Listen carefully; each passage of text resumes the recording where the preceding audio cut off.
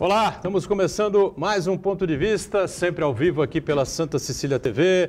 Muito mais informação, muito mais debate para você nesse horário da 1h30 da tarde, sempre de segunda a sexta-feira. A discussão e o debate aprofundado sobre os assuntos importantes, né? O que vai acontecendo aqui pelas cidades da região, né? Pela Baixada Santista e, claro, os temas importantes, né? Os temas de interesse nacional também e, claro, com o foco, né? Central no coronavírus, no combate ao coronavírus, que vem sendo realizado aí com muita luta, com muito afinco pelas autoridades, tanto prefeitos, né, aqui na região, como as autoridades de saúde também, os especialistas, mas que não vem sendo feito assim com tanto afinco em outros pontos aí do estado, especialmente em outras regiões e outros estados brasileiros, né? Falta um comando central, não há um ministro da Saúde, embora o atual ministro que está em exercício do cargo no Ministério da Saúde possa até ser um gestor, mas de saúde pública entende absolutamente nada, né? Está lá o general Pazuello, né? Se eu não estou enganado, Eduardo Pazuello, colocado lá como adjunto, né? Como ministro interino, né? Da pasta, ele foi adjunto do Nelson Teich, e depois da saída do Teich, nada mais. O presidente continua andando a cavalo, andando de helicóptero, andando de jet ski, né, atacando os governadores, atacando o Supremo Tribunal Federal, enfim.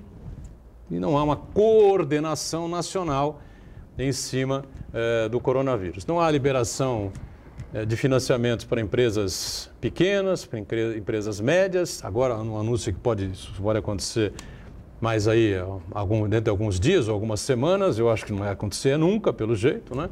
E o dinheiro que for liberado vai ser completamente insuficiente para que essas empresas se mantenham, né? Se fosse alguma coisa realmente correta, séria, né? Teria acontecido há mais de 60 dias, né? Nós estamos no mês de junho e a situação, a gente não sabe para onde vai, né? Se o coronavírus vai continuar aumentando aí o número de casos, se a Covid-19 vai continuar incomodando e preocupando a todos nós, né? Ou se vamos ter aí uma outra saída. Na verdade, quem detém o dinheiro é o governo federal, né? Quem pode fazer os investimentos importantes é o governo federal, que agora se abstém completamente dessa situação. Basta lembrar aquela fatídica reunião lá do dia 22 de abril, né? Onde falou-se um monte de bobagem, um monte de absurdos, né? Crimes ali foram ali colocados na mesa para serem eventualmente cometidos, foram elaborados até, especialmente pelo ministro do Meio Ambiente, e cometidos até, né? Muita gente entende assim, pelo ministro da Educação, mas sobre o vírus, sobre o combate ao vírus, sobre essa questão da Covid, só o ministro, então ministro na época, o Nelson Teich, que levantou o dedinho, pediu licença, né? Se não for incomodar, eu queria lembrar que tem uma pandemia e tal. Enfim, o país à deriva completamente, e aqui ficam os nossos gestores, né, e os nossos especialistas tentando minimizar de alguma forma essa situação, esse problema todo. Segunda a sexta-feira você tem a reprise do Ponto de Vista, de segunda a quinta-feira, né, a partir das 8 da noite, e na sexta-feira a reprise é à meia-noite. Dr. Marcos Caseiro, médico infectologista, que coordena todo esse trabalho aí das prefeituras, enfim, no combate ao coronavírus em Santos, na região metropolitana, está mais uma vez com a gente para trazer aí novas informações, os números aí do Covid, né? E tentar traçar aí uma luz no fim do túnel, afinal de contas, onde é que tudo isso vai parar. Prazer recebê-lo, Caseiro. Oi, prazer, então, uma honra, um prazer estar aqui com todos vocês, com meus amigos aqui todos, né? E é sempre uma honra estar aqui, estar conversando, é um espaço legal que nós podemos aprofundar algumas discussões que são super importantes, né? Infelizmente, as notícias não são boas, que com essa abertura do Boturão aí já mostra um pouco desse cenário nacional, né? Que eu particularmente atribuo a responsabilidade praticamente total do que está acontecendo, essa total desarticulação entre o governo federal e, obviamente, os governos estaduais. E o cenário, infelizmente, não é bom, né? A doença, ela está em franca ascensão, nós temos uns números que são assustadores no nosso país, no nosso estado, no nosso município, e a gente vai poder conversar um pouquinho. Então, prazer estar aqui com vocês e vamos estar conversando, né? Muito bom ter o Marcos Caseiro aqui mais uma vez, ao lado aqui do nosso Fernando Chagas, cientista político, também um crítico aí da atuação do governo federal, não só na área econômica, mas na área da saúde, diversos outros setores da atividade. O governo federal completamente divorciado, né, da pauta nacional, da realidade nacional, completamente omisso dessa questão terrível que é o combate ao coronavírus. Tudo bem, Chagas? Tudo bem, olá, amigo. Apesar de tudo que eu já falei, tudo bem. Né? Tudo bem, tudo bem. Dentro das circunstâncias, tudo bem. Um abraço a todos, pessoal de telespectadores. Antes de falar do assunto mais importante, que é a pandemia do novo coronavírus, né? Falar rapidamente sobre política, mas rapidamente mesmo sobre política, né? Na rua, Boturão, muitas pessoas me param e perguntam, né? Vocês sempre foram muito equilibrados no programa Ponto de Vista. Por que essa crítica tão contundente ao governo federal? Ainda que o governo federal fosse o melhor governo do mundo, a pandemia no Brasil estivesse extinta, tivesse tudo tranquilo, a economia recuperando, ainda que o governo federal fosse o melhor do mundo, tem algo que é inegociável numa nação. É a democracia. A democracia é inegociável. Quando um presidente, ele ataca os entes da federação, estados e municípios, quando um presidente ataca os princípios republicanos, ataca os poderes, ataca o judiciário, ataca o legislativo, isso é muito perigoso para uma nação, para um país. Tem reações, tem consequências futuras. E não é nem futuras. Tudo isso que está acontecendo por causa de um problema político, o mundo inteiro tem o problema da pandemia, o Brasil também tem um problema político. O que ocorre? Só vou dar alguns dados importantes. No mesmo período do ano passado, 5 bilhões de dólares entraram no Brasil para investimento. Este ano, apenas 250 milhões. O dólar é a moeda que mais subiu do mundo, subiu no Brasil. Nenhum país do mundo teve um crescimento... Uma desvalorização, né? Uma desvalorização tão grande como no Brasil. A Bolsa no Brasil foi a que mais caiu. Nós estamos com um PIB que não é da pandemia, não é da pandemia. A pandemia nós tivemos apenas 10 dias de março, no primeiro trimestre, o PIB caiu 1,5%. Isso tudo tem consequências. Repito, ou a gente faz um acordo, estados, União e municípios, ou nós vamos entrar numa situação cada vez mais difícil, tanto no aspecto que o Caseiro falou, que é uma questão sanitária, como no aspecto econômico. O mundo vai se recuperar e nós vamos ficar para trás. E só para encerrar o mais grave, se o Brasil continuar sendo assim, que parece para o mundo o pária do mundo, o mundo diz isso, o Brasil hoje é o pária do mundo, a vacina tão necessária para imunizar toda a população brasileira, o Brasil é o último da fila.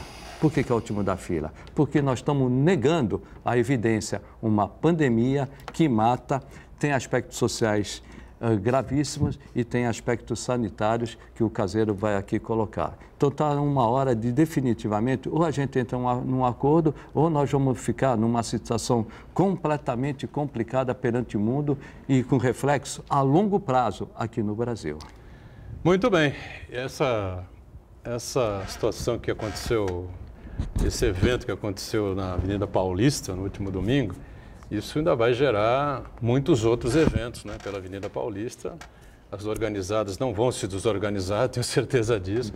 Agora, a explicação para isso, para o que aconteceu domingo na Avenida Paulista, poucas pessoas têm, né? Um dia saberemos, né, com riqueza de detalhes, quem organizou tudo isso, contra quem é tudo isso, enfim. Marcos Santana está lá na ponta, só lembrando o seguinte, né, eu sou francamente favorável, nós aqui todos somos francamente favoráveis a tudo aquilo que as organizadas defenderam na Avenida Paulista. Agora, os motivos que as organizadas tiveram para ir à Avenida Paulista é que são absolutamente suspeitos. Marcos Santana está lá na ponta, conferindo aí as redes sociais, enfim, as principais informações e a sua participação conosco. Tudo bem aí, Santana? Tudo bem, boa tarde a todos.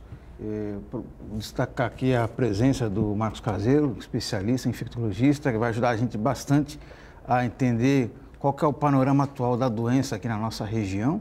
E eu quero registrar aqui o resultado de um estudo da Universidade Federal do Rio Grande do Sul, que projeta para dia 20 de junho, que o Brasil terá 1 milhão de casos de Covid-19 e ao menos 50 mil mortes. Se isso aí não é uma tragédia mais do que anunciada, eu não sei o que é. Eu quero cumprimentar você que nos acompanha ao vivo, convidar você a participar também do programa, mandando sua pergunta, crítica, sugestão, pelo Facebook. Ponto de Vista com Edgar Buturão ou então por e-mail, contato@pontodevista.tv.br. O programa pode ser acompanhado ao vivo pela internet, santaportal.com.br/tv. As edições anteriores do Ponto de Vista ficam disponíveis na internet também, no nosso canal no YouTube e na nossa página no Facebook. E você que nos acompanha a reprise às 20 horas, uma boa noite. Nossa boa noite sempre para você que está conosco na reprise. Lembrando, né, programa ao vivo, termina às 14h30 até a reprise às 8 da noite. Você sabe que coisas impressionantes acontecem na confusa, né, República Brasileira, especialmente mudanças nos números de casos confirmados, de óbitos, enfim, em virtude do coronavírus, né, da Covid-19. Caseiro, nós temos, até ontem, né, números que a gente recebe aqui da Prefeitura de Santos, 3.826 casos confirmados aqui na cidade, com ainda 457 casos suspeitos, estão sendo investigados, 158 óbitos foram registrados. Nossos sentimentos, como sempre, aí aos familiares, né, às pessoas que perderam aí entes queridos, pai, mãe, avô, tio, primo, enfim, né, lamentamos profundamente essa situação. Com 2.719 pessoas recuperadas, números de ontem às 18h30, 19 horas, né, que a gente recebe esse boletim. Já em relação à Baixada, são mais de 8.800 casos, né? Confere aí, né? Mais de 2.200 casos suspeitos e mais de 460 óbitos aqui pela região da Baixada Santista. Esses números mais ou menos eram esperados no início aí da pandemia, a coisa fugiu um pouco do controle ou não? Como é que você avalia? Então, eu acho que assim, acho que a primeira coisa que é importante a gente considerar os números não eram esperados, obviamente não eram, né? Eu não que fiz uma projeção, na verdade lá no começo, quando essa história começou, os dados estavam lá na China ainda, nós tínhamos os números da China. Então, o dado interessante, né? A China, ela teve praticamente o epicentro da epidemia num estado, que é Hubei, especificamente mais numa cidade que chama Wuhan, uma cidade de cerca de 7 milhões de habitantes. O interessante disso, eles fizeram um lockdown, 11 semanas eles fecharam essas cidades. E a contaminação dessa cidade foi de 0,1%. 0,1%. E a gente fez uma projeção e falou, olha, se a gente tiver uma coisa semelhante a Hubei, semelhante a Wuhan, que foi 0,1, 0,2, nós teríamos aqui cerca de, proporcionalmente à nossa população de 430 mil habitantes, nós teríamos cerca de 25 óbitos aqui em Santos. Então, essa era a nossa projeção, partindo do pressuposto que nós tínhamos aprendido alguma coisa que tinha acontecido lá e que, obviamente, com esse aprendizado, nós teríamos 2 meses na frente para poder tomar as ações que deveríamos ter tomado lá atrás. Agora, né? um parênteses. Esses números que vêm da China, eles são plenamente confiáveis, não?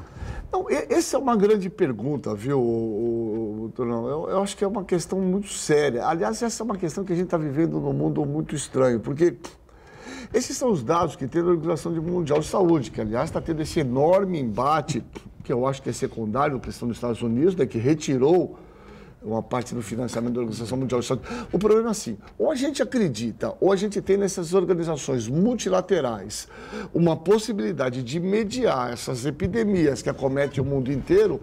Você imagina o que seria sem a Organização Mundial de Saúde? Quer dizer, como que os países independentes poderiam se articular, se conversar, se nós não tivéssemos um organismo multilateral, internacional, que pudesse estar trabalhando com esses dados e trazendo, né? A Organização Mundial de Saúde não é aquele cidadão que vai lá e fala, aquele junta os melhores técnicos do mundo, que são as pessoas que, obviamente, ditam as normas para o que acontece. Ainda que pode ser subestimado, essa doença foi para a Itália, foi para a Espanha, e a gente vê onde ela chegou lá. Então, assim, nós já temos um excedente de óbitos. Então, o que mais me assusta, o que, na verdade, só... Né, o que mais me assusta é as pessoas falarem, poxa, nós estamos com, na Baixada aqui, 462 mil óbitos, aqui em Santos, nós já estamos com 150, pô, só 158 pessoas morreram, né? Isso é uma tragédia, né? Do ponto de vista das vidas particulares das pessoas. Caiu um né? avião aqui. Né? Sim, nós já tivemos 3 médicos, queridos médicos aqui de Santos, nós temos vários médicos internados de UTI lá em São Paulo, vários. Ontem internou mais uma amiga minha, nova, está lá na Beneficência de Perturbiza de São Paulo. Então, assim, é uma doença trágica que tem acometido muitas pessoas no auge de sua produção intelectual, da sua produção de trabalho. Então, assim, nós temos que considerar isso. Nós temos uma emergência sanitária internacional, mundial, e nós não podemos fechar os olhos para isso, né? O que a ciência tem para falar é aquilo que você já não aguentou mais, eu sei, todos nós não aguentamos, mas que se nesse momento a gente abre geral e libera todo mundo com esse nível mínimo de contaminação populacional, aí sim essa doença se tornará uma tragédia muito maior do que ela já representa nesse Caseiro, momento. O Brasil ele teve a experiência da China, principalmente da Itália. Nós dormimos no ponto, o povo falhou, o governo falhou. O que houve? Porque se a gente poderia ter aprendido com os outros. Mas sem dúvida. A gente tem que partir do pressuposto, né? A ciência ensina isso. Obviamente, a nossa vida se estruturou. Nós chegamos até onde nós chegamos hoje com o aprendizado, né? Com o aprendizado, o acerto, o erro. E, obviamente, à medida em que essa epidemia, você teve epicentro na China, ela migrou para a Europa, depois aqui para as Américas. Na verdade, muitas informações nós tivemos. Os primeiros casos que chegaram aqui foram de indivíduos o quê? Indivíduos de maior poder aquisitivo, que estavam no continente europeu ou chinês e vieram para o país e acabaram trazendo essa doença, né? Eu lembro sempre aquele caso do indivíduo que veio da Itália, né, o primeiro caso que internou lá no Ciro, no Einstein, ele foi para uma festa, que o pessoal era imensamente aguardado, tinha 60 pessoas nessa festa, imagina. Então, assim... Foi uma festa. É uma festa, então haveria necessidade. Vírus, eu atribuo muito do que está acontecendo e não dá para jogar tudo, também a gente tem que ter um pouquinho de entendimento disso, mas uma grande parte da culpa disso, isso tem que, obviamente, ser cobrado. É dos organismos... Na verdade, é do ente federal. Nós temos, na verdade, um governo federal que tem o Ministério da Saúde, que tem a organização sobre as políticas de saúde do nosso país. Um ministério que não tem ministro. As coisas partem de lá. Então, a gente foi lá, fez aquela festa, quando foi buscar 3, 4 negros lá em Roubaix, foi um avião da Força Aérea, puseram eles isolados, fizeram toda uma parafernália. Ora, isso é o que tinha que ser feito com todos os indivíduos que viessem de área endêmica, né? Os aeroportos tinham que ter uma vigilância estrita. Você chegou de área que está tendo circulação do vírus, 0 de sintoma, não tem nada. Nós vamos ter uma vigilância sobre você, se tiver qualquer sintoma. Então, nós tínhamos que ter feito um bloqueio, como alguns países fizeram. Você vê países, você pega Hong Kong, você pega Coreia, que a gente fala, mas você pega Vietnã, que é um país relativamente pobre. Eles conseguiram conter essa epidemia simplesmente bloqueando as fronteiras e com uma vigilância estrita em todo indivíduo procedente. Você vê os outros países aqui da América do Sul, Argentina, o que fez Paraguai. Veja, nós somos hoje não gratos nesses países, fecharam a fronteira. Então, com medidas mais acertadas. Agora, numa situação em que o governo federal fala uma coisa, o governo estadual fala outra coisa, isso é uma coisa inaceitável do ponto de vista, né, de pacto federal, de tudo, eu não sei dizer nem aonde, mas é uma insanidade, cada um fala uma coisa. Então vem um governo e fala, dá o remédio, o estadual fala não dá, um fala abre, outro fala fecha. Você imagina isso na cabeça da pessoa comum. A gripezinha, do resfriadinho atrasou o país durante pelo menos 60 dias, né? Sem dúvida. Queria lembrar aqui rapidamente, eu vi o ex-presidente Michel Temer, pode você que está aí ter pelo Michel Temer asco, né? Sei lá, ódio, rancor, dizer que ele é corrupto, mas uma coisa ninguém pode negar, né? É um homem extremamente inteligente, culto, né? E conhece política como poucos no Brasil, né? E foi presidente da Câmara 3 vezes, foi vice-presidente da Dilma, foi presidente da República, participou do golpe contra a Dilma, embora diga que não, né? Tá, evidentemente isso. Ele disse uma coisa curiosa, né? semana passada, né, sobre as falas frequentes do presidente. O presidente fala de manhã, o atual presidente, né? O presidente fala de manhã, o presidente fala à noite, no dia seguinte ele fala de manhã, fala à noite, no outro dia, no final de semana, ele vai de novo, vai para as manifestações e tal. Porque ele teria dito ao presidente, o Temer teria dito ao Bolsonaro, para que evitasse isso. Porque o peso da fala do presidente da República é monstruosamente gigante, né? É incomparável o peso da palavra do presidente da República com o peso de um prefeito. O peso do governador, mesmo que seja o governador de Estado, né? Você não vai achar um governador de Estado que tenha o mesmo peso, mesmo que o governador do Estado de São Paulo, que tenha o peso da palavra do presidente da República. Então, ele teria dito, o Temer teria dito ao Bolsonaro, pronuncie-se uma única vez por semana. Uma fala bem organizada, enfim, você tem uma mensagem para passar aí à população. Mas o presidente não aceita isso. E ele ficou um período enorme dizendo essa besteira, né, de que era uma gripezinha, que era um resfriadinho. Toma aí a cloroquina, toma a cloroquina aí que resolve. Mostrava lá nas lives, lá, né, a caixinha do cloroquina, enfim. Né. E chegamos onde chegamos. A gente vai fazer um rápido intervalo e já voltamos aí para falar sobre os exames, os testes realizados aqui na Baixada Santista, né? Já. Muito bem, sequência aqui do Ponto de Vista, Dr. Marcos Caseiro conosco, Fernando Chagas, o Marcos Santana aí atento às principais informações. E o Caseiro, agradeço até a ele aqui ao vivo, né, um gráfico que ele me passou importante a respeito deste novo estudo epidemiológico aqui na Baixada Santista, é a terceira fase, né, Caseiro? Isso aí, puder ir mostrando aí alguns gráficos, algumas tabelas, aí o Marcos Caseiro vai explicando e a gente vai passando aí para a gente poder entender como é que vai sendo realizados esses testes, né? E como é que vai a situação aqui da região. Pode soltar aí se estiver no ponto aí? Está no ponto aí? Está no ponto? Está aí. Aí a tabela, né, o Caseiro? Esses que foram colhidos, né? Mas você não tem secundário. Passa o próximo aí. Essas são as amostras que foram. Então. Esse é o dado da terceira fase. Quer dizer, a gente colheu 2.430 amostras, né? E 93 positivos, nós teríamos 3,86% da população com anticorpo. Isso significa que nós já temos 70 mil pessoas na Baixada, né? Ali tem um intervalo de confiança, já infectados, que já tiveram contato com esse vírus. 70 mil pessoas já infectadas. Passa o próximo aí. É um número razoável? Não, ainda é baixo. É baixo, mas veja só, quando a gente observa aí o dado... O dado que mais nos chamou a atenção nesse dado aí foi 2 municípios, né? Que foi justamente Cubatão e foi Guarujá. Cubatão e Guarujá houve uma explosão dos casos. Foi para 6,8 e 6,7. Os casos nesses 2 municípios explodiram. É interessante, quando a gente compara com um dado que eu tenho, só para as pessoas terem uma ideia, quando a gente pega lá no começo da epidemia, Guarujá, em 2 de maio, tinha 195 casos. 2 de maio. 2 de maio. 195 agora? 190, ele foi para 1.440, aumento de 640%. Os óbitos eram 8, foi para 87, foram para 987%.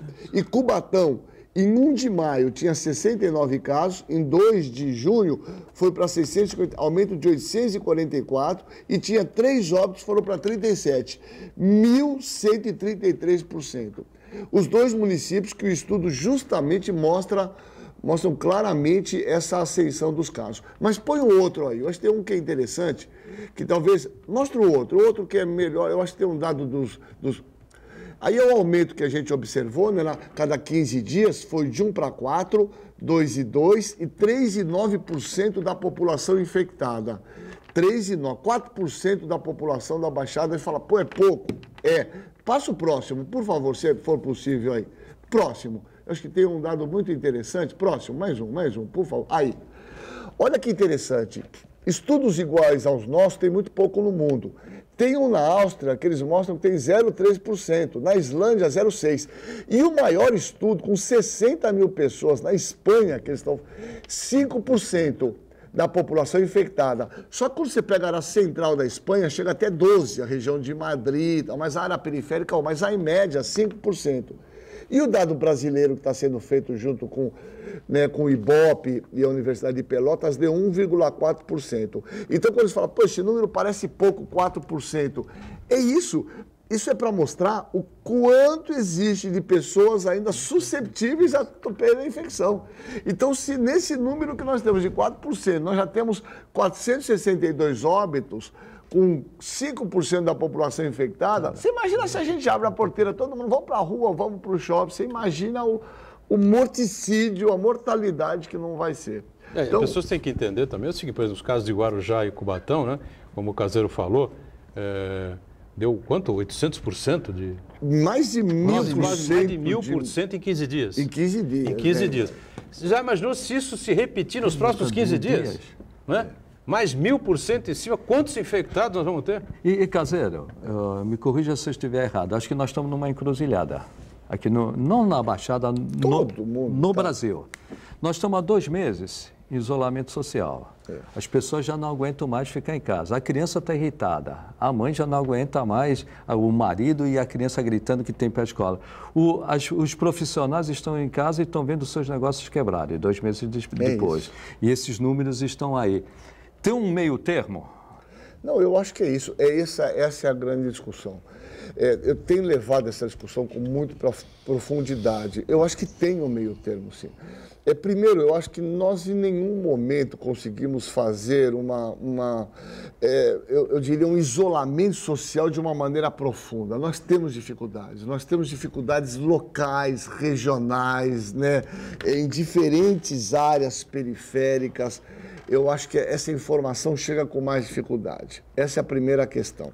A segunda questão importante é, do meu ponto de vista, só existe uma maneira de nós fazermos isso. Não dá, o que você falou é perfeito. Eu acho que a população não aguenta mais. Os comerciantes, o comércio, todo mundo. Eu acho que a gente, de alguma maneira, tem que pensar nessa retomada, uma retomada com responsabilidade, porque também as pessoas não acham que no momento que a gente retomar, abrimos shopping, de repente vai todo mundo, vai comprar e tudo. Não vai ser assim. Agora, o que nós temos que fazer é trabalhar a nossa população e as prefeituras. Nós temos um serviço totalmente organizado na cidade e as pessoas têm que entender que a grande questão são os sintomáticos.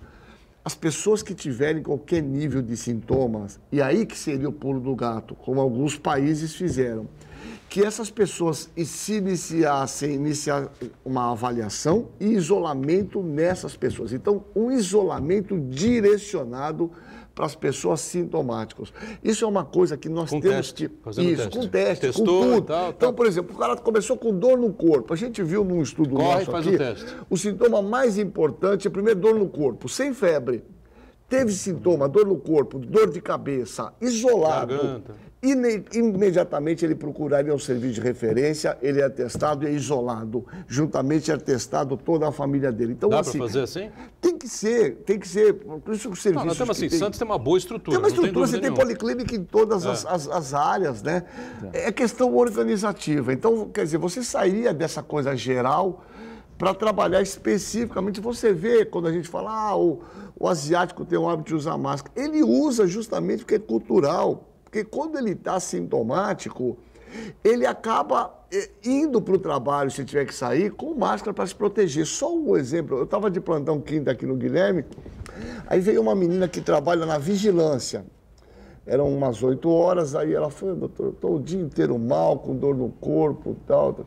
Aí eu dei uma bronca, eu falei, pô, doutor, eu falei, sim, você está desde de manhã com sintomas, você trabalhou o dia inteiro, por que você não chegou de manhã, você passou aqui no pronto-socorro e foi para sua casa? Quer dizer, não, é verdade, porque as pessoas no fundo estão com medo de perder o emprego, você entendeu? Então acabam, então é importante que as pessoas entendam que elas têm, se elas tiverem qualquer tipo de sintoma, elas têm que ficarem isoladas, é esse o nosso caminho. Diga, Santana. Ô, secretário, na quarta-feira passada, o governador João Dória anunciou um plano de flexibilização lá do Estado e causou surpresa em muita gente, especialistas, nós aqui na bancada, ficamos muito surpresos que o mapa do Estado de São Paulo mostrava ali a capital paulista em abóbora e uma ilha, né? Era uma ilha coberta por uma grande área vermelha por todos os lados, incluindo aí a região metropolitana de São Paulo, a Baixada Santista e o Vale do Ribeira, né? E causou muita estranheza isso daí, né? Porque, afinal, quem conhece São Paulo sabe que é uma região extremamente conurbada. O pessoal atravessa a rua, está em outra região. Aí a parte técnica do governo do estado argumentou que existiam alguns índices que permitiam essa flexibilização com relação ao número de leitos, a taxa de evolução da doença. Quer dizer, uma conversa ali que, para quem conhece a realidade de São Paulo, ficou muito desconfiado, né? Então, primeiro eu gostaria que o senhor falasse sobre essas explicações do governo do estado e também, de certo modo, eu imagino que essa flexibilização, aí depois na sexta-feira, diante de grande pressão dos prefeitos aqui da região, foi flexibilizada a classificação aqui em Santos. Isso teve um efeito psicológico muito grande na população. Basta ver que no domingo, quem foi à praia ali, no calçadão da praia, percebeu que parecia que Santos estava todo mundo de férias ali, pessoal andando com cachorro, de bicicleta, caminhando, tinha gente até se aventurando na faixa de areia da praia. Quer dizer, teve um efeito psicológico muito grande, negativo, na verdade, né? Que as pessoas, flexibilizou, então meio que liberou geral, né? E muitos comerciantes, como o Chagas me observou aqui, como já não aguentam mais, estão imaginando que vão reabrir os negócios e vai voltar tudo como se fosse como era antes. Mas não é isso. Então eu queria que você falasse basicamente sobre esses argumentos do governo do estado para flexibilizar a capital paulista e esse efeito psicológico na população. Esse argumento foram assim, completamente vistos de uma maneira totalmente, eu diria, surpresa pela comunidade científica. Porque uma semana antes o governador estava falando em lockdown, né? Aí na semana seguinte ele abre São Paulo, uma ilha, que nós sabemos que as UTIs estão completamente cheias. VHM Boimirim, Emílio Ribas... As unidades de UTI estão completamente lotadas. Então, causou estranheza o que ele fez, né? São Paulo numa ilha fora as outras cidades. Então, a segunda coisa é que eles criam umas qualificações absurdamente complicadas, né? Então, tudo que é complicado normalmente te permite você ter viés de escapar disso, né? A verdade, a coisa é muito simples. No momento que o número de casos novos se estabilizar ou diminuir, que a mortalidade começar a diminuir e você tiver leitos hospitalares, três coisas. Então, você não tem que ficar viajando com tantos parâmetros. Você tem que ter estabilidade de casos novos, você tem que ter estabilidade ou queda de mortalidade e leitos. Você não tem essa situação. Então, ponto, né? Então, na verdade, quando você cria essas coisas com um monte de graduações, você torna essa análise difícil e essa confusão enorme, pressão de prefeito, aí vai na semana seguinte, libera. Eu acho que é isso, não tem como voltar atrás. Eu acho que nós vamos ter que entrar num processo de liberação, né? Com bastante responsabilidade. E nós temos um dado objetivo, que é o nosso estudo, que vai estar monitorando isso. Blumenau abriu shoppings. 2 semanas depois fecharam. Fecharam porque você teve uma inflexão positiva. Então é isso. Infelizmente, nós vamos ter que aprender aqui no acerto-erro. Não tem outro caminho. Caseiro, dá para fazer uma avaliação? Nós estamos na ascendente, estamos no platô, estamos na descendente. Dá para fazer essa avaliação? Não, dá sim. Eu acho que nós mostramos nesse estudo no EPICOBS, aí se ele pôr lá para frente, tem, que é um dado do próprio Ministério, com uma projeção americana, que é muito interessante. Se conseguir colocar se ele de novo pôr mais para aí, esse dado aí, talvez esteja aqui e olhar muito mais pertinho. Olha só, provavelmente nós estamos aqui, ó, que é aquele que está escrito ali embaixo, ó, início da semana epidemiológica 25/14/6. Nesse momento nós estamos aqui, chegando no pico da epidemia. Você tem 3 curvas ali, né? A curva com isolamento, sem isolamento e tal. Então a gente imagina isso, ó. A partir desse dia 14/6 é o pico total, nós já vamos entrar nessa descendente agora no 14/6. Por essa projeção, isso é do Ministério da Saúde, e isso nós achamos que os nossos dados, eles corroboram esse dado, que a gente está atingindo o pico nesse momento, né? Até dia 14, a partir do dia meio desse mês 6, nós começamos a entrar numa fase declinante aqui. Ô, Caseiro, mas supondo um nível de isolamento que a gente tinha uma semana atrás. Não daqui para frente, quando as pessoas podem se sentir mais à vontade de ir para as ruas, ir para o comércio e dar uma caminhada no Jardim da Praia, que eu acho que essa tendência aí pode ser nós revertida, temos, né? A variável que foi incluída, que eu acho que ela é muito relevante, Eu acho que a gente tem que trabalhar, e eu queria dizer até para a população que as nossas máscaras de todos estão aqui. Eu acho que esse foi um fator decisivo para todos nós. Nós não sairemos iguais. Né? Nós vamos ter que continuar trabalhando com a questão de máscara, do uso do álcool gel, da higienização. Eu acho que com essas medidas de isolamento restritivas, de distanciamento entre as pessoas, eu acho que a gente vai poder conseguir ter esses resultados. Agora, o que nós não estamos observando, por exemplo, em alguns comércios da região, você vê multidão, aglomerados, isso é insano. Eu acho que em 15 dias, com essa abertura, nós vamos ter o nosso dado, que vai ser feito dia 17 e 18 agora de junho, e nós vamos ter uma clareza, nós estamos em 3,8. Se isso realmente explodir, e também nós temos um monitoramento muito simples, que são as UTIs, né? Esse monitoramento de necessidade de pacientes na UTI é o nosso melhor indicador de que momento nós estamos na epidemia. Essa é a questão. Caseiro, ontem uma notícia causou aí um efeito preocupante grande, né, aqui na cidade. Foi a divulgação por parte do Hospital na Costa da compra aí de uma câmara frigorífica, né, uma coisa que você pode explicar com mais propriedade, né, para abrigar os corpos das vítimas do Covid-19, né? Então ficou aí a impressão de que realmente a coisa está explodindo e tal, né? Mas na verdade, não é uma coisa tão terrível assim como muita gente ficou imaginando. Porque me parece que o espaço lá que tem o hospital na Costa é pequeno para você levar os corpos falecidos. Quando falece, né, ele vai para um lugar chamado morgue, né, quer dizer, ele é lacrado, em todo, existe um tipo de um saco especial, impermeável, ele é colocado. Então, assim, esses morgues são pequenos, porque você não tem uma mortalidade em excesso, então cabe até 5 pessoas, dependendo do lugar, acho que Dona Costa é em torno disso.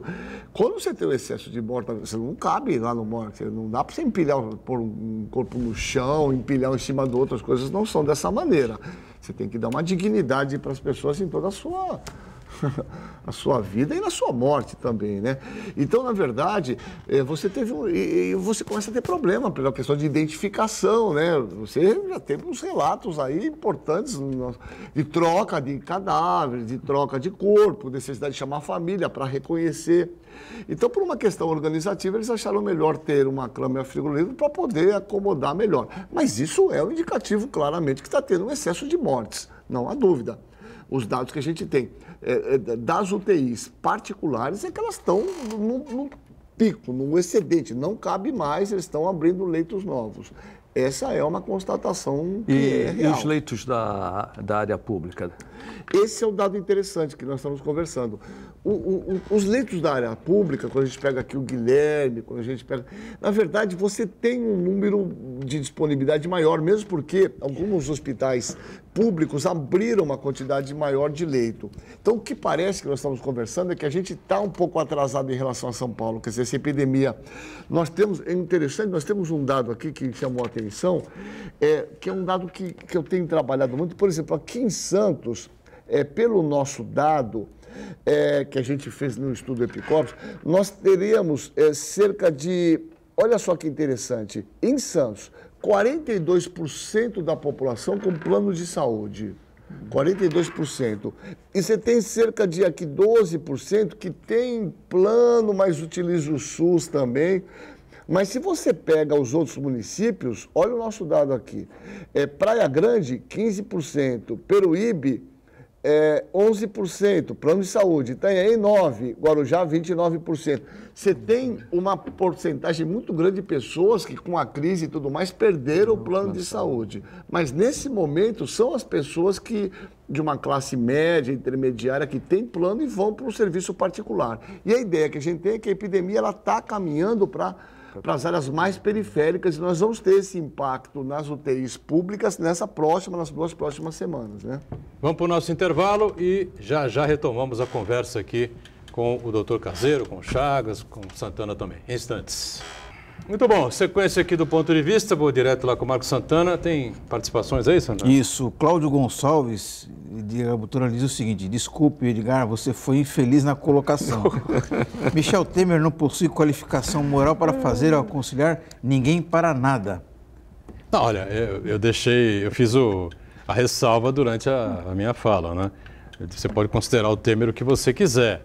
Picareta, malandro, ladrão, sei lá como é que você pode considerar o Michel Temer. Agora, ele tem uma experiência política inegável, tá certo? Inegável. Foi presidente da Câmara 3 vezes, pô, né? Foi vice da Dilma, articulou o golpe todo contra a Dilma e tal, um golpe muito bem dado, diga-se de passagem. A Dilma não podia ficar mais um meio dia no poder, porque senão nós não estávamos nem mais aqui hoje, tá certo? A situação que o país estava indo, economicamente.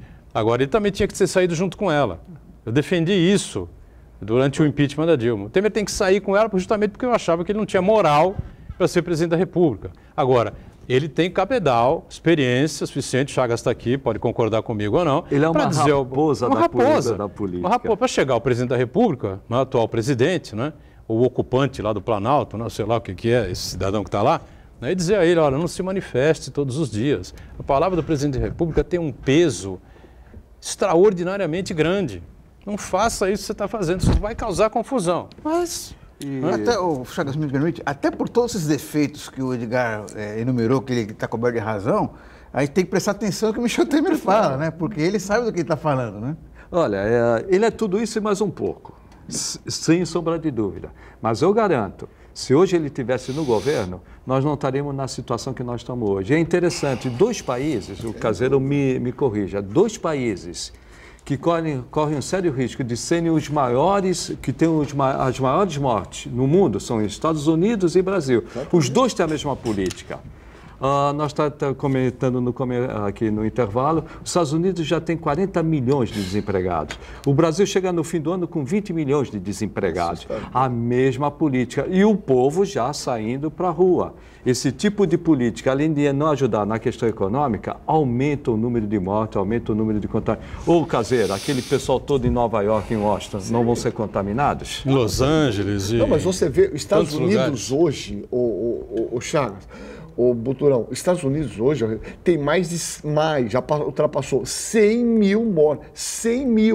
100 mil, pessoal. É como se um quarto da população de Santos tivesse morrido. É um número assustador. Em 60 dias. Em 60 dias. E, obviamente, com essas manifestações, né, que na verdade não são só de negros, não. Tem negros, tem brancos lá no meio. Dividido. Você viu sensacional, fala de um guarda se ajoelhando para... É estranho o que está acontecendo lá. Mas, na verdade, está dividido que é um contingente enorme de pessoas desempregadas, como o Chagas estava me contando. Na verdade, as questões trabalhistas lá, né, o Buturão também estava... são mais tranquilas, demite, pronto, acabou, né? Então, eu acho que nós teremos problemas justamente com esses 2 países cujos governantes governam por Twitter, né? Trabalhando com essa polarização, que certamente não será bom para os 2 países o futuro próximo. Quer completar, Chagas? Rapidamente, Caseiro, você tocou em 2 pontos, né? A pandemia está se espalhando para a periferia. Há um problema de informação para a periferia e realmente o que a gente vê nos Estados Unidos e no Brasil, que normalmente os hospitais estão sendo ocupados pelas pessoas de baixa renda e normalmente de pele negra. Isso é realmente irreal? Falta informação, falta conhecimento e essas pessoas, às vezes, por morarem em situações precárias, isso acaba aumentando? Não, sem dúvida. Acho que tem 2 coisas, né? Por exemplo, nos Estados Unidos você tem uma situação lá, né, que é chamado Medicare, né? Quer dizer, o indivíduo quando trabalha, ele tem um plano de saúde, ele paga. Se ele deixa ele trabalhar, lá não existe SUS, lá não tem o que nós temos aqui, né? Que é essa população enorme de indivíduos que, essa uberização enorme, esses indivíduos que, obviamente, não contribuem, mas têm direito a acesso à saúde plena, com todos os direitos garantidos constitucionalmente. Lá você não tem isso. Se você não tem o plano de saúde, o Medicare, você não contribui, você quebrou o braço, você vai lá, eles vão te engessar, mas vai a conta para você, e do jeito todo você vai ter que pagar aquilo. Isso, na verdade, força essa população mais pobre, acaba não indo, porque sabe de algum jeito vai ter que pagar isso de alguma maneira ao longo do tempo, né? Aqui no Brasil, eu acho que a gente tem um enorme problema. nós temos uma dificuldade de comunicação, e eu acho que a gente tem as redes, e quando deveria usá-las de uma maneira adequada, não é utilizada. Por exemplo, para chegar nessa periferia, para essas áreas mais periféricas da cidade, e que você nota claramente que as medidas restritivas nessas áreas são muito mais difíceis, por questões até econômicas, mas porque essas pessoas têm menos informação da real importância delas ficarem isoladas. Então, esses dois fatores são certamente determinantes, né? Caseiro, o tempo está mudando, né? Mudou, começou a esfriar aqui pela Baixada Santista e a gente viu o que aconteceu na Europa, o vírus chegou, né? A Itália, a Espanha, Portugal e França, enfim, Bélgica, Alemanha, enfim, no período de frio, né? Temos um período de frio muito maior, né, na Itália, na Europa, do que temos aqui no Brasil e na nossa região metropolitana, que é normalmente quente e tal, né? Isso pode causar aí um problema maior em relação É interessante, ao vírus? Você sabe que se jogou muito esse peso, né? Mas esse vírus parece que ele não respeita muito essa questão de temperatura. Vide Amazonas, né? Vide o que aconteceu em Manaus, está explodindo lá, eles têm temperaturas médias muito elevadas, né? A verdade, a dinâmica de transmissão é muito mais complexa, mas claramente, certamente, as doenças respiratórias pioram nos períodos mais frios. Sim. As pessoas tendem a se confinar e, obviamente, a transmissão se amplia. Então, certamente, associado ao aumento da transmissão, nós temos também uma epidemia de gripe, né? Que o influenza, ele começa a aumentar nesses períodos frios, né? As doenças respiratórias de uma maneira geral. Então, assim, nós vivemos um período crítico e aqui, nesses últimos momentos aqui que nós estamos falando aqui, eu queria fazer, assim, um apelo para todas, para a população, que como o Turão aqui falou no começo, que a gente não bate em ninguém, um apelo para que nós todos, né, estamos no mesmo barco, todos pensamos igual, não é possível mais nós vivemos nessa polarização, um é a favor da cloroquina, um é contra, um é a favor do isolamento. Nós temos uma possibilidade, nós todos somos democratas, acreditamos que a força das palavras pode modificar o mundo, as pessoas, e nós temos espaço para falar, nós temos que estar junto. É um momento fundamental para que todos nós nos unirmos, parar com essa história, olha, eu sou a favor, contra. Vamos discutir com argumentos verdadeiros, científicos, reais. É só assim nós podemos sair de uma maneira poupando mais vidas e sair de uma maneira grandiosa desse momento. Cloroquina, então, é um apelo que eu faço deu aqui. Uma esfriada na cloroquina, né? Depois aqueles últimos resultados. Deu, mas você né? viu que o Trump pegou e mandou uma quantidade absurda aí, que aquele ministro lá do exterior, como é que chama? Aquele cara que eu tenho Ernesto Araújo. Fez um agradecimento aos Estados Unidos que mandou um lote de cloroquina, porque eles não estão usando, porque a ciência mostrou que ela não funciona. Eles Mas mandaram reteve pra cá, os respiradores, né? O Brasil tinha comprado e passou para os Estados Unidos e retiveram. Exatamente. E aí também tem uma questão econômica e eleitoral, né? A campanha do Trump ela é garantida também por muitas indústrias farmacêuticas. E uma delas é que fabrica a cloroquina. Agora, um outro ponto que me preocupa principalmente pelo aspecto econômico. Há uma possibilidade muito grande da gente afrouxar o isolamento, voltar a funcionar o comércio e algumas outras atividades. O que me preocupa, há problemas da gente aumentar a contaminação e voltar ao isolamento? E se isso voltar, Caseiro, qual é a preocupação? Aí quebra definitivamente a economia. Essa questão. Mas há esse problema? Não, que há, sem dúvida. Eu acho que assim, nós estamos. O que está acontecendo nesse momento, o que aconteceu com o Dória, ele está pagando para ver, né? Eu acho que o limite vai ser isso. Nós temos ainda aqui em Santos, particularmente, um número de leitos para hospitais públicos, diga-se bem. É interessante que nós vemos um grupo de pessoas, de médicos, vão para São Paulo, né? Porque você não tem leito neste momento aqui na nossa cidade. Não tem leito particular, tem muito pouco. Então, o que acontece? Eu acho que essa é a grande questão. Vai se abrir e a nossa grande referência, infelizmente, será a mortalidade, né? Não tem outra, porque você pode explodir o número de casos. Se não morrer mais gente, isso não tem peso.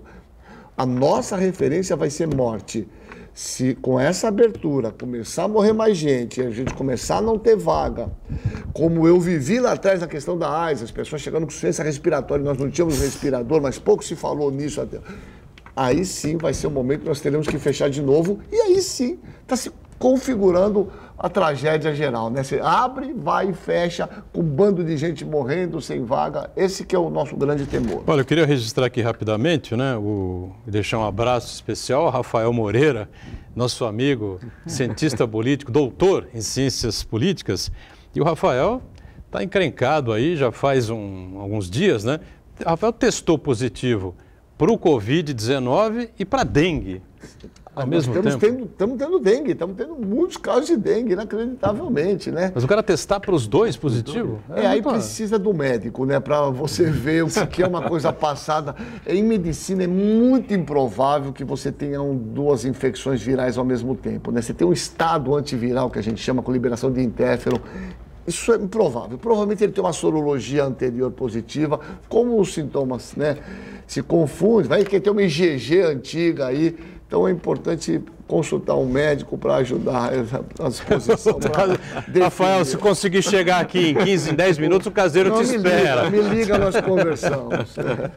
Bom, de qualquer maneira, um abraço ao Rafael Moreira e Deus queira que tudo corra bem, que ele saia dessa rapidamente, né? Edgar, só me permite aqui eu compartilhar aqui uma informação que acaba de chegar da Rádio CBN, que na Suécia o governo enfrenta fortes protestos da população por não ter tomado medidas de isolamento social, né? Que a gente fica falando aqui, que até mostramos um gráfico aqui, dos países nórdicos, a Suécia foi o único país que não apostou no isolamento social. Liberou o povo para sair às praças, tomar sorvete, caminhar, que o clima estava agradável. Comparado com a Dinamarca. Todos os demais países, Dinamarca, Noruega, Islândia, a Suécia foi onde o número de casos explodiu. Quer dizer, aí é mais um indicativo de que o isolamento social é a estratégia mais eficaz para evitar o avanço da doença, né? Ô Caseiro, que sempre se temeu, né, com relação a essa questão do vírus, é a dificuldade para atender as outras patologias, as outras doenças, né? O pessoal que tem cardiopatias, pessoal que faz tratamento para câncer, pessoal que tem aí problemas renais, enfim, essa situação aqui está mais ou menos equilibrada, o pessoal está esperando um pouco mais para continuar tratamento, para o pessoal que tem AIDS, né? Não, então, soro positivo. Isso é importante, né? Felizmente, na questão do HIV, onde eu atendo, os medicamentos continuam sendo liberados, então as pessoas podem ir lá e, obviamente, buscam esse medicamento e continuam tomando regularmente, assim como todas essas patologias crônicas, os remédios e as receitas estão liberadas por um período mais prolongado, então elas podem pegar e não... Mas é isso que se imagina também. Por exemplo, nos Estados Unidos, eles tiveram um aumento de infarto do miocárdio e muitos atribuíram isso à parada de tomada de remédio de algumas pessoas, por impossibilidades de ir no serviço. Então, certamente, isso dá uma desregulada geral. E o que se imagina é, no momento em que se abrir esses ambulatórios, nós vamos ter, na verdade, um grande afluxo de pessoas com essas patologias que estão represadas nesse momento, né? Que, na verdade, não estão indo procurar assistência. Então, na verdade, nós temos muitos movimentos futuros, né? Que, na verdade, é imprevisível o que acontecerá nesses próximos meses. Ainda dá tempo? Dá tempo. Rapidamente, que me pediram para perguntar, né? Quem não tem nenhuma comorbidade, corre o risco de morrer? Ou é imprevisível isso? A mortalidade, ela está claramente relacionada, claro, o que a gente tem de dado hoje, a comorbidade e idade, são as pessoas vulneráveis. Mais 50% dos óbitos insanos, indivíduos que tinham algum nível de cardiopatia, obesidade, doenças respiratórias, indivíduos acima de 60 anos, são os grupos mais vulneráveis para morrer. Né? Abaixo de 50 anos, nós temos dado que a mortalidade chega a 0,3%. Então, a mortalidade é maior em pessoas acima de 60 anos e pessoas com comorbidades. Comorbidades é hipertensão, diabetes, cardiopatia. Essas pessoas têm que tomar cuidado redobrado. Agora, o Caseiro, a gente evidentemente que tem que achar aí uma fórmula, não é, para a coisa avançar e os prefeitos têm que continuar, né, falando a mesma língua, né? A gente tem aqui uma uma informação do discurso ontem do prefeito de Santos, né, que é o presidente do Condesb, falando sobre a postura adequada que todos têm que tomar, né, da tristeza dele ter visto tanta gente na orla, né, no último domingo, e é verdade, eu vi também, né, gente que tirou os guaradis, entendeu? Porque não foi a Guarda Municipal que abriu, os guardas municipais que iam abrir e tirar os guaradis para as pessoas entrarem, né? E a caminhar até pela orla, não só pelo próprio areia da praia, faixa de areia, né? E que todos os municípios têm que continuar tomando as mesmas decisões, decisões conjuntas, né? Acho que o caminho não pode agora ser alterado, né? Não, sem dúvida. Eu me surpreendi, até tenho me surpreendido positivamente com o prefeito. Eu tive a oportunidade em 2 reuniões, parece que eles são muito unidos nesse sentido de falar uma mesma língua, né? É que nós conversamos momentos atrás. A situação é muito difícil, eles têm pressão de todos os lados.